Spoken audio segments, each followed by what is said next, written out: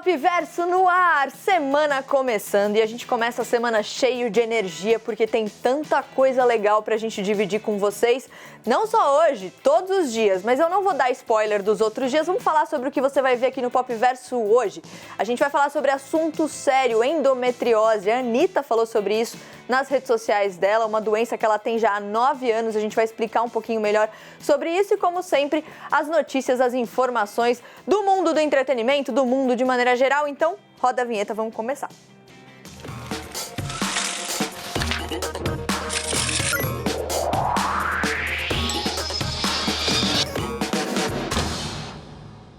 Antes de começar o programa hoje, só lembrando que existe uma hashtag PopVersoCNN, você posta lá mensagens, dúvidas, o que vocês quiserem, a gente está sempre de olho para conversar com vocês. Além disso, também as redes da CNN Soft, @CNN Brasil Soft, com muito conteúdo exclusivo por lá. Mas deixa para conferir, depois que o programa acabar, vamos para os nossos drops de notícias? Vamos começar falando sobre o flop do TikTok. Eu adorei, palmas para quem colocou essa frase ali, ó, porque rimou, na verdade. Só lembrando que flop, quando a gente fala isso na linguagem da internet, significa que alguma coisa não deu certo, falhou. E o que não deu certo dessa vez no TikTok? A tentativa de colocar ali um comércio eletrônico dentro da própria plataforma. As informações são do Financial Times. Funcionava assim, ó, você ia lá, fazia uma transmissão ao vivo e aí o influenciador vendia algum produto. Em 2021, o Reino Unido foi o primeiro mercado ali da loja do TikTok fora da Ásia, mas não alcançou ali o resultado que eles estavam esperando. Teve até influenciador digital desistindo de vender online, então parece que eles desistiram mesmo de expandir esse serviço. Mudando de assunto, vamos falar sobre Turma da Mônica. Eu adoro falar sobre Turma da Mônica. Vocês assistiram o filme da Turma da Mônica? Gostaram, né? Eles responderam que sim, mas eles são tímidos e eles não falaram sim em voz alta, mas eu garanto que eles gostaram. E agora vai ter uma série live action da Turma da Mônica que ganhou data de estreia. Quando? 21 de julho no Globoplay. O anúncio foi feito nesse sábado pelo Daniel Rezende, que é o diretor. Ele compartilhou no Instagram ali uma foto dos bastidores da produção. Ali, ó. Ai, gente, tô ansiosa. Na foto ele tá do lado dos atores, né? Os atores que fizeram ali a Mônica, o Cebolinha, a Magali, o Cascão e a Milena. Estamos aguardando ansiosamente por essa estreia. Vamos de assunto sério, assunto importante. Assunto que começou a ser falado depois que a Anitta fez uma série de tweets ali. Ela falando sobre a endometriose. Ó, tô até com os tweets dela aqui no meu celular.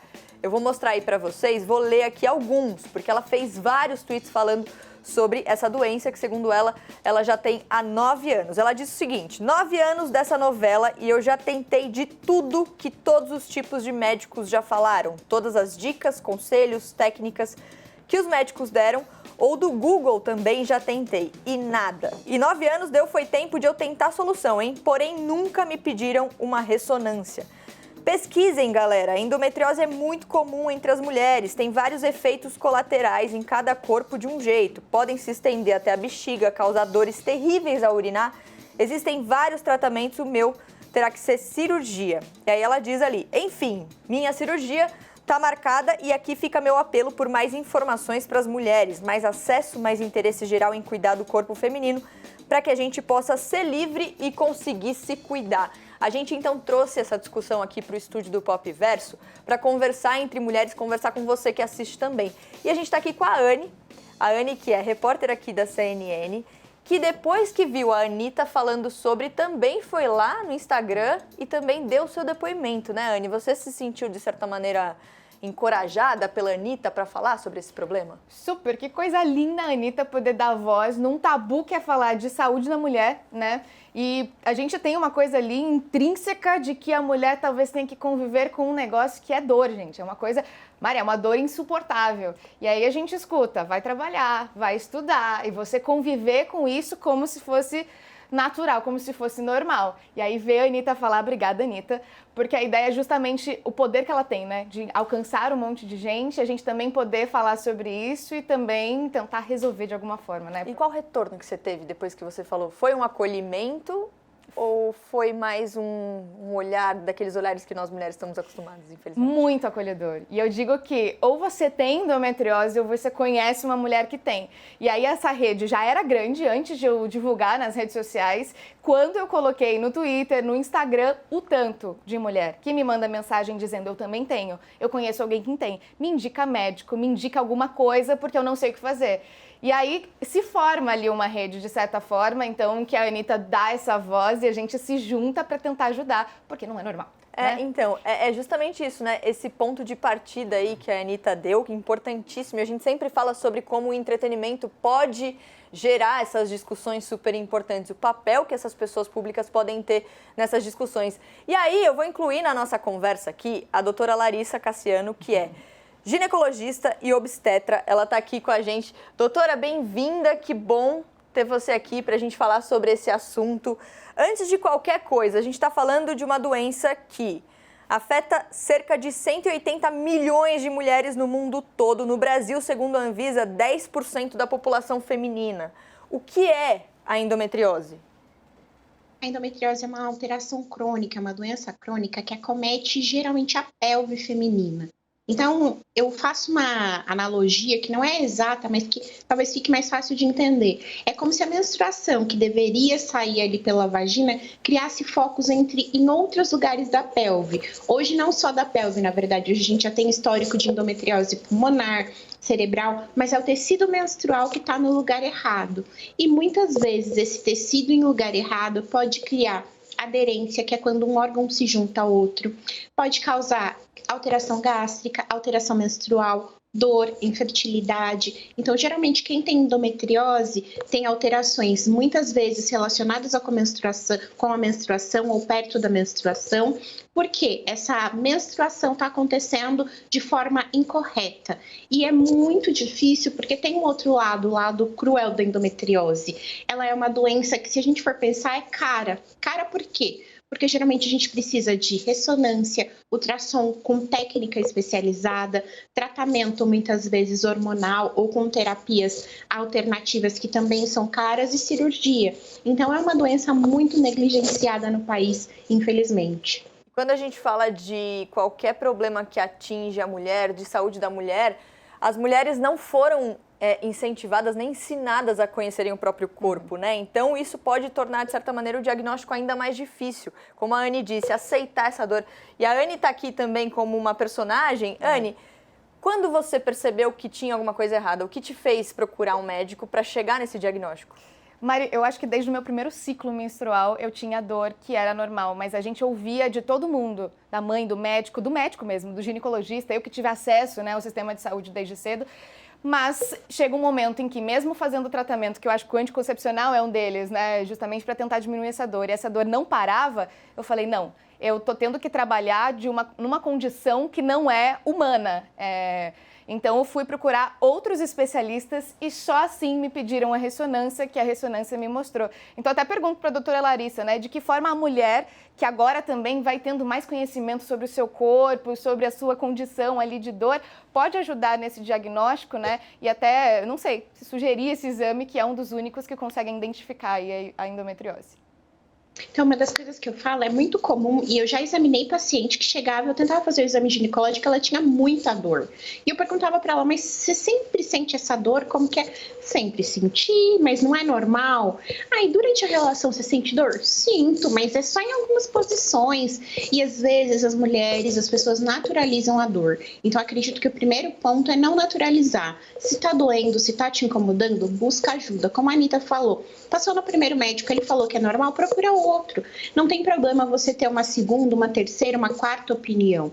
E a ressonância? A gente tem a ressonância como um excelente exame para diagnóstico e tem também o que a gente chama de ultrassom transvaginal com preparo intestinal. Porque ali naquela região mais posterior da pelve, a gente muitas vezes tem implantes de endometriose, tem sinal de endometriose e consegue fazer o diagnóstico principalmente com esses dois exames.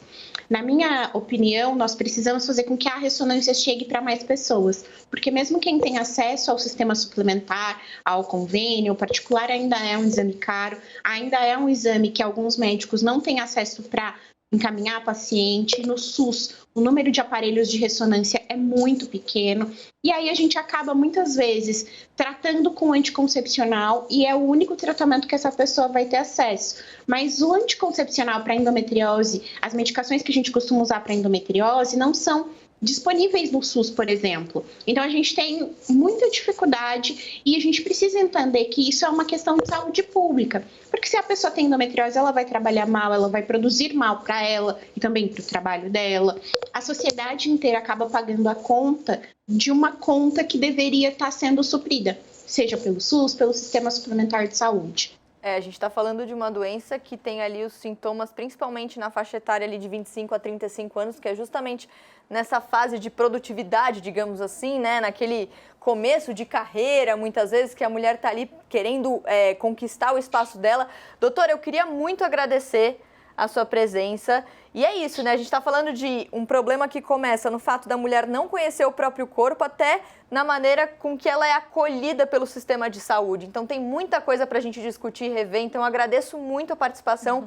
Anne, também, obrigada. Parabéns pela coragem e força de falar sobre isso. É uma questão social também, né, Mari? Acho que é essa a importância de você não transformar a sua vida numa vida dolorida. Dor não é normal, né, doutora Larissa nem Mari? Que a gente não se acostume com a dor. E, a gente também tem uma reportagem lá no site da CNN, o QR Code está aí na tela. Tem o link também na descrição, se você estiver assistindo pelo YouTube, com, olha lá, causas, sintomas e tratamentos da endometriose, a doença que afeta a Anitta. A Anitta que começou essa discussão que veio aqui para o Pop Verso. Nem deu tempo de levantar, eu tenho que continuar sentada aqui porque já chegou a hora da nossa próxima conversa aqui no Pop Verso com a Babi. Babi, quanto tempo? Quanto tempo?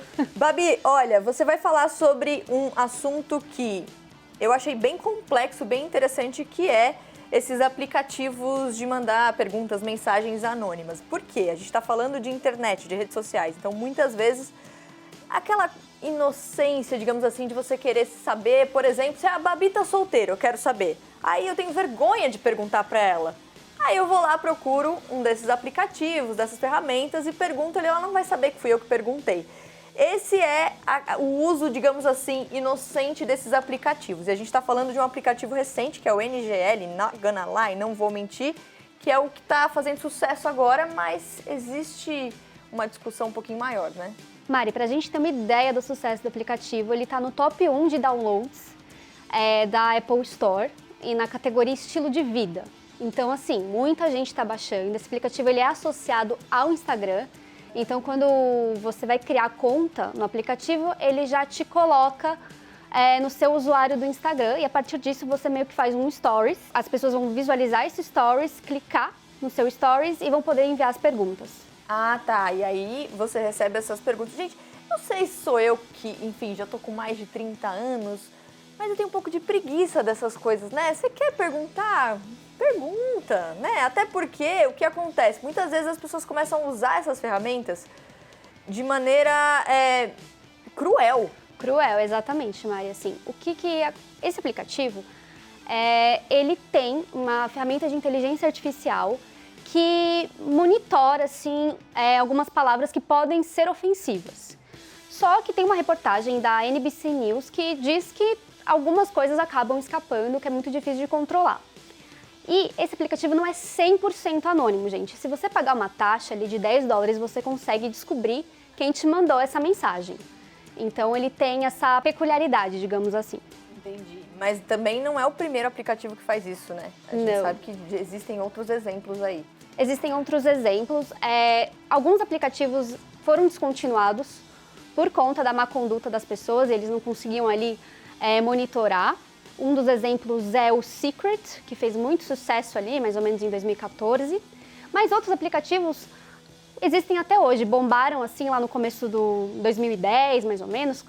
E o Eskin, por exemplo, tá até hoje, ele funciona, tem mais de 200 milhões de usuários, inclusive. Então, é um exemplo de sucesso, digamos assim. E é isso, né? A gente tá falando desses exemplos que, enfim, são criados ali para um objetivo e a internet é uma ferramenta, né? Você pode usar para o bem e muitas pessoas usam para o mal, de certa maneira. Então, o objetivo se perde, digamos assim. E aí volta um aplicativo desse recentemente, fazendo muito sucesso, as pessoas procurando, baixando, ali em primeiro lugar na Apple Store. Isso reacende essa discussão, Babi? Reacende, Mari. A gente conversou com a Juliana Cunha, que é diretora da SaferNet, uma associação sem fins lucrativos de direito civil. Ela disse assim, gente, não adianta banir esse tipo de aplicativo porque sempre um novo vai aparecer. O que a gente tem que fazer é educar as pessoas a não se comportarem dessa forma, a terem respeito aos outros. E além do mais, gente, a internet não é uma terra sem lei. Existe legislação que te permite solicitar os dados de quem te enviou uma mensagem anônima com ofensas. Então, assim, existe esse respaldo.